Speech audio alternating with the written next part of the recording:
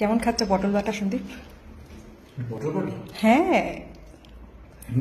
Heavy লাগছে তো। না পটল পটল বুঝতে পারিনি। খা। পটলগুলিকে বাজার থেকে যখন এনেছিলাম তখন তো খুবই ফ্রেশ ছিল, বাট যা হয় সপ্তাহের বাজার তুলে নিয়ে আসা হয়। আর পটলের টার্ন আস্তে আস্তে না পটলগুলোকে দেখলাম একদম শুকিয়ে গেছে, একটু পাকা পাকাও হয়ে গেছে। এ দিয়ে আর অন্য কি রান্না করব, তাই একটু ভালো করে জলে ধুয়ে নিয়ে দুপাশ কেটে ছোট ছোট টুকরো করে একটা বাটিতে জল আর অল্প নুন দিয়ে পটলটাকে একটু সিদ্ধ করে নিলাম। খুব ভালো সিদ্ধ করার দরকার নেই, একটা ফুট হয়ে গেলেই হয়ে যাবে।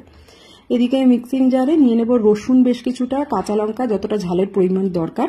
আর আমি ধনেপাতার ডালগুলোও ফেলে দিই না, তো ওই ধনেপাতার ডালগুলো বাটাবাটিতে ইউজ করি, ওটাও দিয়ে দেবো। আর পটল সিদ্ধটা ঠান্ডা হয়ে গেলে ওটাও দিয়ে দেবো। দেন জল ছাড়া একটা ফাইন পেস্ট রেডি করে নেব। তারপরে ফ্রাইং প্যানে বেশ কিছুটা সর্ষের তেল দেবো। বাটাবাটি ভর্তাতে না সর্ষের তেলটা একটু বেশিই লাগে। দেন কালো জিরে শুকনো লঙ্কা ফোড়ন দিয়ে পেঁয়াজ দিয়ে দেবো, একটু নুন দিয়ে ভাজবো।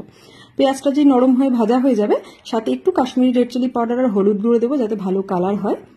আর দিয়ে দেবো ওই পটলের পেস্টটা। এবার নুন চিনি স্বাদের জন্য যতটা দরকার অ্যাড করে ভালো করে নাড়াতে থাকবো মিডিয়াম ফ্লেমে রেখে। একদম জল টেনে যখন কড়াই থেকে উঠে উঠে আসবে না বাটাটা, তখন বুঝতে পারবো রেডি হয়ে গেছে।